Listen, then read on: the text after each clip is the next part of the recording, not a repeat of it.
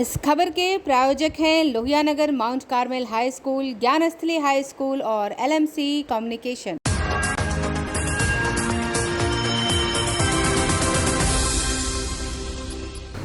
नमस्कार, मैं दिव्या और आप देख रहे हैं आंखें न्यूज 24। आइए सबसे पहले नजर डालते हैं आज के मुख्य समाचारों पर।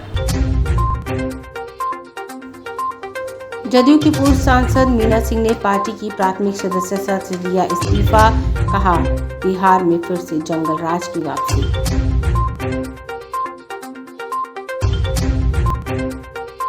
पूर्व मुख्यमंत्री राबड़ी देवी देखी अलग अंदाज में भाजपा पर जमकर बोला हमला।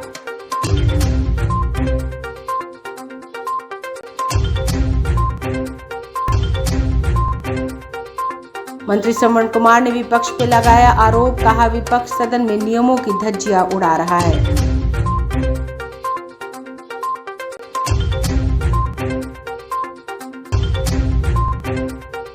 नेता प्रतिपक्ष विजय सिन्हा ने तमिलनाडु मामले की जांच निष्पक्ष कराने की मांग की।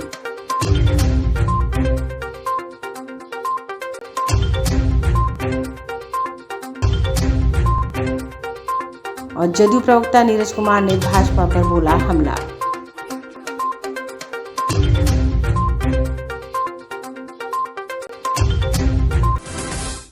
अब खबरें विस्तार से।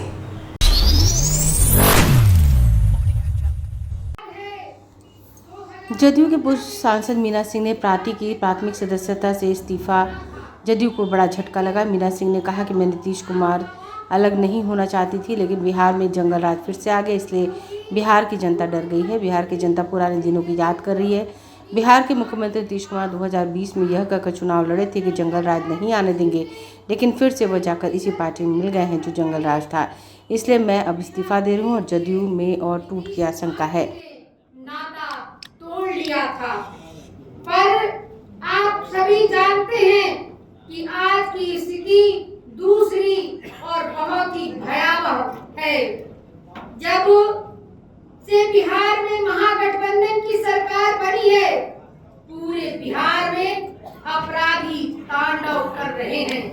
हर प्रकार के अपराध की घटनाएं बढ़ी हैं।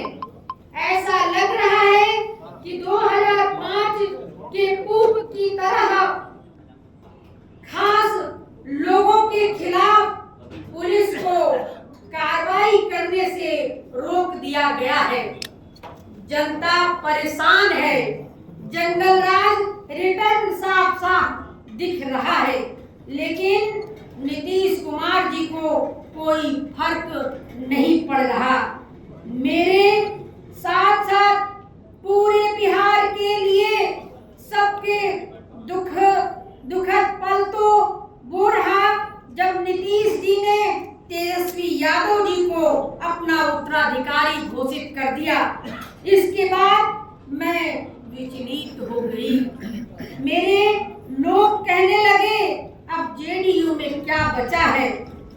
मुझे लगता है कि नीतीश कुमार जी ने जेडीयू के साथियों के संपूर्ण संघर्ष को भुला दिया है और पार्टी को विलोपित करने का ही फैसला कर लिया है, वरना जंगल राज के युवराज को वे उत्तराधिकारी कभी नहीं घोषित करते। मैं आगे क्या करूंगी, इसके पहले अपने समर्थकों के साथ बैठकर विचार करूंगी। बिहार हित में जो मंजूर होगा उसी रास्ते चलूंगी। समता पार्टी के निर्माण काल से पार्टी के सदस्य व पूर्व सचिव भोजपुर के पूर्व जिला अध्यक्ष श्री अशोक शर्मा जी, शाहपुर के प्रखंड अध्यक्ष श्री उमेश चंद्र पांडे जी, बिहिया के प्रखंड अध्यक्ष श्री राम महतो जी, उद्वंत नगर के प्रखंड अध्यक्ष श्री मुकुल कुमार सिंह जी, संदेश के प्रखंड अध्यक्ष श्री विपिन विश्वास जी, भोजपुर व्यवसायिक प्रकोष्ठ के जिला अध्यक्ष राकेश रंजन उर्फ पुतुल गुप्ता जी, जेडीयू भोजपुर के वरिष्ठ नेता व गढ़ानी के पूर्व प्रखंड अध्यक्ष श्री अवधेश पांडे जी, पूर्व जिला महासचिव श्री शिव शंकर सिंह जी, सुरक्षा सेवा प्रकोष्ठ भोजपुर के पूर्व जिला अध्यक्ष श्री रामदयाल सिंह जी,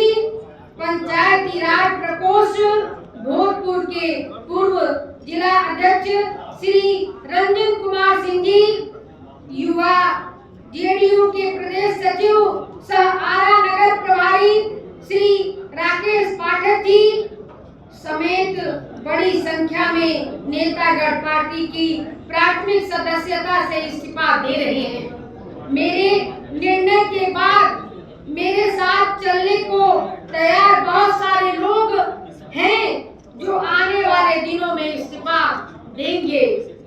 अंत में आप सभी को होली की बहुत बहुत शुभकामनाएं। पूर्व उप मुख्यमंत्री राबड़ी देवी ने तमिलनाडु में बिहारियों के साथ हुए घटना को लेकर बीजेपी पर हमला बोला। उन्होंने कहा किसी तरह की घटना नहीं हुई, लेकिन बिहारी और बिहार के लोगों को बदनाम करने के लिए लगातार बीजेपी षड्यंत्र करती है। तेजस्वी यादव जो बिहार के उप मुख्यमंत्री हैं, वो एक कार्यक्रम में गए थे और इसी को लेकर तेजस्वी यादव को बदनाम करने की नीयत से बीजेपी वाले हो हल्ला कर रहे हैं। वहीं पूर्वोत्तर भारत में कई राज्यों में बीजेपी की सरकार बनने और 2024 में एक बार फिर केंद्र में भी सत्ता बनने के बीजेपी नेताओं के दावे पर पूर्व मुख्यमंत्री राबड़ी देवी ने कहा कि बिहार की जनता और देश की जनता तय करेगी कि आखिर किसकी सरकार बनेगी। अरे भाजपा पार्टी पूरे देश में देश को जलाना चाहता है, अफवाह फैलाता है। जो तमिलनाडु में हुआ था घटना कि बिहारी लोग का पीटा गया है, वो गलत बात है। वैसा कांड होइबे नहीं किया। वो आपस के लड़ाई वो लोग के था, आपस के लड़ाई वो लोग किया था, सरकार नहीं पिटवाया था वहाँ के। और जो तेजस्वी गए थे मुख्यमंत्री जी बुलाए थे, तो एक उप मुख्यमंत्री के जाना फर्ज है, गया था। तो बदनाम वो लोग को बदनाम कर रहे हैं। तो बिहार के बदनाम कर रहा है बीजेपी। अब पूरा देश को जला दिया। आपका चाहिए? पूरा देश को तो बेच दिया, हवाई अड्डा बेच दिया, रेलवे बेच दिया, सब कुछ तो बेच दिया। क्या बाकी है देश में? बीजेपी दावा कर रही है कि अब बिहार में सरकार बनेगी बीजेपी की। 24 में भी जीतेंगे आप। अरे वो तो जनता बिहार का देश के जनता ने बताएगा, हम क्या बताएंगे।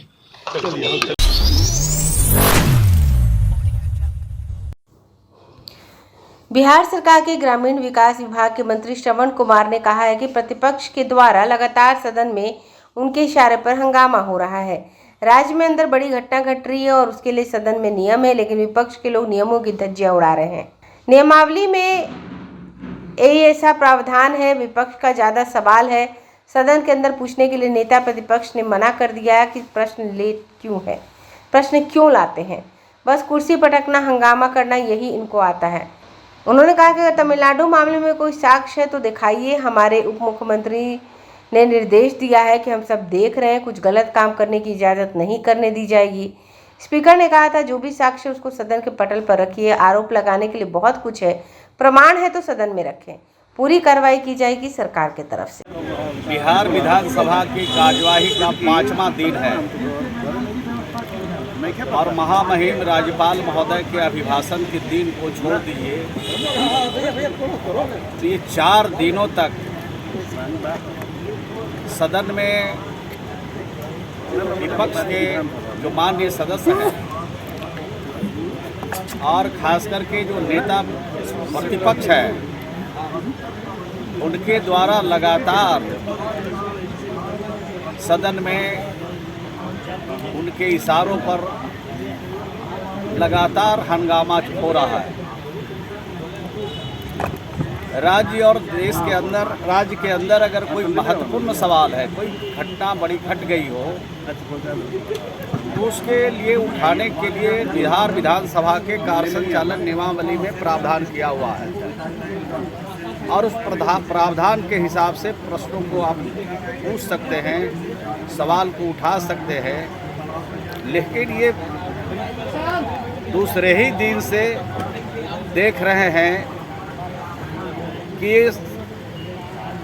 जो बिहार विधानसभा का कार्य संचालन नियमावली है उसमें जो प्रावधान है उसकी धज्जी उड़ा रहे हैं, रोज कार्यस्थगन ला रहे हैं और कार्यस्थगन पर वो चर्चा चाहते हैं कि सदन की कार्यवाही शुरू हो और उस पर चर्चा हो जाए। तो ये नियमावली में प्रावधान नहीं है। और जब नेता विपक्ष बिहार विधानसभा के माननीय अध्यक्ष के कुर्सी पर पदस्थापित थे, आसीन थे, तब ये नियमावली की दुहाई देते थे, कानून की दुहाई देते थे, संविधान की दुहाई देते थे।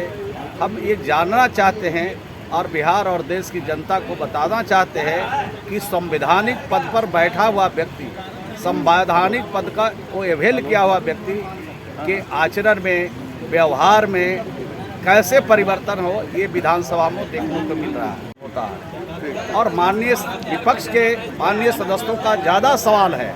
और आज भी हमने देखा है कि 3 जो अल्पसूचित प्रश्न हैं 1, 2, 3, वो तीनों प्रश्न आज अल्पसूचित प्रश्न राज्य के ज्वलंत सवालों से जुड़ा हुआ है और भारतीय जनता पार्टी के माननीय सदस्यों का सदन के अंदर है, लेकिन उसको पूछने के लिए नेता प्रतिपक्ष ने मना कर दिया कि कोई प्रश्न नहीं पूछेगा। तो आखिर प्रश्न लाते क्यों हैं? आप समस्या के हल करने के लिए आपको प्रतिपक्ष में बैठे हैं और आप प्रश्न ही पूछते हैं, लेकिन उसका उत्तर लेने का आपको साहस नहीं है। और सिर्फ सदन में इनका मकसद है हंगामा खड़ा करना, कुर्सी को टेबल पर पटकना, टेबल को पटकना, नारा लगाना, हंगामा करना, अमर्यादित टिप्पणी करना। यही बात सिर्फ भारतीय जनता पार्टी के नेता और भारतीय जनता पार्टी के सभी सदस्य कर रहे हैं। और प्रेस और मीडिया के माध्यम से बिहार और देश की जनता को बताना चाहते हैं कि हमें बोलने नहीं दिया जाता है, हमारे सवाल का जवाब नहीं दे। तो सरकार तो बैठी है कि जिन सवालों को आप पूछना चाहते हैं आप नियम के हिसाब से लाइए, हर प्रश्न का जवाब सरकार देने को तैयार है। समाचारों में वक्त चला एक छोटे से अंतराल का। I am Shalini Singh, principal of Luhianagar Mount Carmel School. Here in our school, we give best education and good environment to our students where they can learn well. We provide here well-equipped lab, well-equipped, well-stocked library. We have here well-trained teacher also. We have a sports playground for cricket, volleyball, football, and also provision for indoor activities. So we have here security system, information and communication technology. So we have all facilities here in our school where students feel comfortable and secure.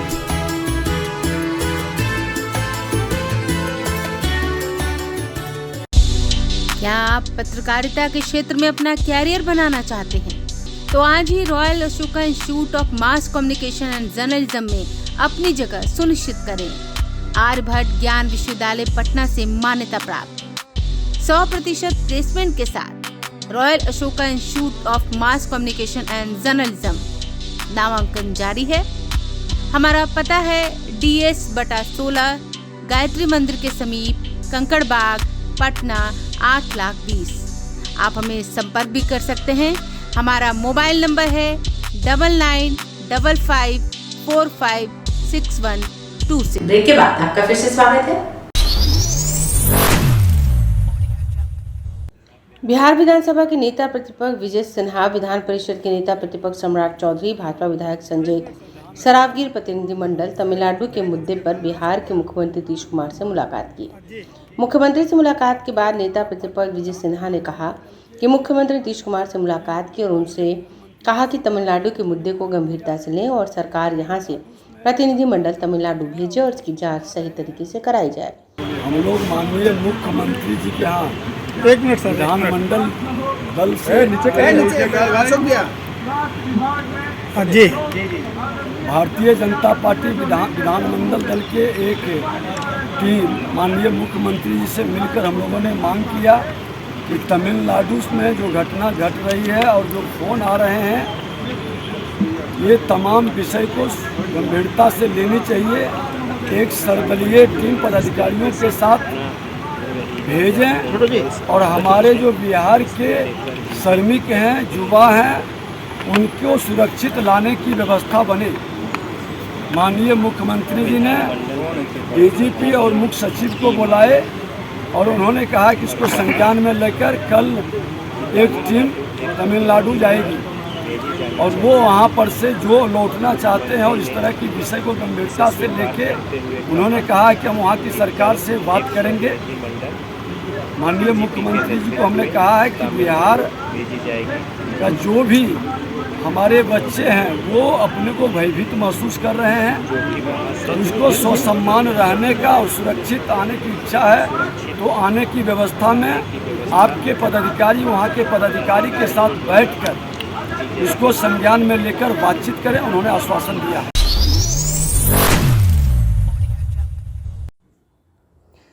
JDU के विधान पार्षद नीरज कुमार ने तमिलनाडु की घटना को लेकर BJP पर जमकर निशाना साधा है। उन्होंने साफ तौर पर कहा कि तमिलनाडु की घटना की जांच हुई है, इसमें भी बीजेपी लगातार फर्जीवाड़ा कर रही है। बीजेपी के जो लोग तमिलनाडु के हैं वो अपने स्तर में इस मामले को देख सकते हैं। बीजेपी के प्रमुख बूथ पर इसके स्तर से जांच करा सकती है। पुलिस अपने स्तर पर तमाम मामले को देख रही है। वहीं नॉर्थ ईस्ट में बीजेपी की बम्पर जीत को लेकर कहा कि जीत से ज़्यादा घबराने और घमंड करने की ज़रूरत नहीं। जनता से किए हुए वादे और रोजगार को लेकर युवाओं से किए वादे को पूरा करने की ज़रूरत है। बीजेपी ने 2 करोड़ प्रत्येक वर्ष रोजगार देने का वादा किया था, लेकिन अभी तक मात्र 7 लोगों को रोजगार मिल सका है। बीजेपी की कथनी और करनी में काफ़ी फ़र्क है। वहीं चिराग पासवान की पार्टी के नॉर्थ ईस्ट में 2 सीटों पर जीत को लेकर कहा, अब चिराग पासवान की पूछ भी बिहार में बढ़ेगी। बीजेपी अब उनको तवज्जो देने का काम करेगी। अरे देश के 12 से कुछ एक राज्य में ज़्यादा में है, तो कैसे ये उम्मीद, इस ढंग का विश्लेषण अगर भारतीय जनता पार्टी करती है तो करना चाहिए। और हम तो यह उम्मीद करते हैं, कह रहे थालिए न बजवाए हैं। 24 में अभी चुनाव जीत गए और ट्रेलर लग रहा है, एकदम लोटा लेकर के बजाइए सब जगह, लोटा और नगाड़ा बजाइए कस करके, क्योंकि कोरोना भगा दिए इससे, तो पॉलिटिकल लड़ाई लड़ना है, तो थाली के बदले अब लोटा की ओर आगे बढ़िए, ज़्यादा बेहतर होगा। 25 में कह रहे हैं कि बिहार की बारी है। 25 में तो उसके पहले कोई संभावना नहीं है लोकसभा चुनाव में। इसका मतलब लोकसभा चुनाव में भारतीय जनता पार्टी को विराम लग गया है, एहसास है। आप ही लोगों को 0 पर समेटने में लगी हुई है बीजेपी। अरे तो 0 तो स्वामी विवेकानंद का था, इनका फर्जीवाड़ा वाला 0 है मेरा। उनका तो 2 करोड़ रोजगार था और 7 लाख रोजगार दिए आज तक में, 7 लाख मात्र। यह है भारतीय जनता पार्टी का चरित्र। मुंह से बोला 2 करोड़, घोषणा पत्र में बोला 1 करोड़, अब पूरी उपलब्धि आई 7 लाख भारत सरकार। नहीं, आदरणीय प्रधानमंत्री नरेंद्र मोदी जी ने जो जुमला कहा है कि कोई मरने के लिए किसी को कहता है, बताइए क्या बोल रहे हैं आप? देश के प्रधानमंत्री हैं, आपके एक बयान के लोगों के दिलो दिमाग पर असर पड़ता है। तो ऐसी स्थिति में हम समझते हैं कि जीत का जश्न मनाइए, लेकिन उसका राजनीतिकरण भावनात्मक हो जाए, यह चिंता की बात है। लोजपा को 2 सीट, आपको सिर्फ 1 सीट। नहीं, लोजपा को 2 सीट आया तो बहुत अच्छी संभावना उनके लिए बन गई। बिहार में सरजमी उखड़ गया है उनका, तो नागालैंड से चुनाव भी लड़ जाए लोकसभा का, क्या परेशानी है? बीजेपी करे कि आपको लोजपा से लड़ने की हैसियत नहीं है, हमसे क्या नहीं पटिएगा। भारतीय जनता पार्टी हमारे बारे में कह रही है कि हमसे लड़ने का। तो प्रधानमंत्री नरेंद्र मोदी जी से नहीं पूछे कि 52 सभा किए थे 15 में, हमारे बारे में क्या क्या हमारे डीएनए का सवाल उठा रहे थे। हालांकि 23 महीना में डीएनए बदल गया मेरा, हमारे साथ आ गए। तो जब इनके बड़े आका जो हैं, जिनको राजनीति में कलेजा था 56 इंच का, उनका 15 में सिकुड़ गया, 13 इंच का हो गया, तो 15 से तो 8 साल हो गया। तो 10 साल के बाद क्या करेंगे, सो बिहार की जनता को भी एहसास है और भारतीय जनता पार्टी को भी एहसास है। आइए एक बार फिर नजर डालते हैं आज के मुख्य समाचारों पर। जदयू की पूर्व सांसद मीना सिंह ने पार्टी की प्राथमिक सदस्यता से दिया इस्तीफा, कहा बिहार में फिर से जंगल राज की वापसी।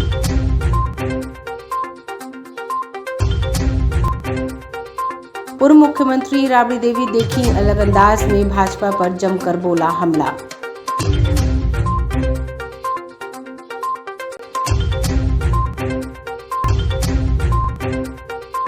मंत्री श्रवण कुमार ने विपक्ष पर लगाया आरोप, कहा विपक्ष सदन में नियमों की धज्जियां उड़ा रहा है।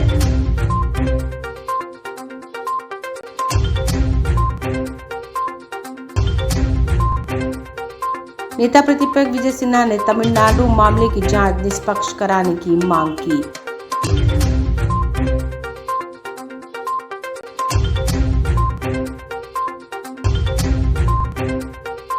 और जदयू प्रवक्ता नीरज कुमार ने भाजपा पर बोला हमला।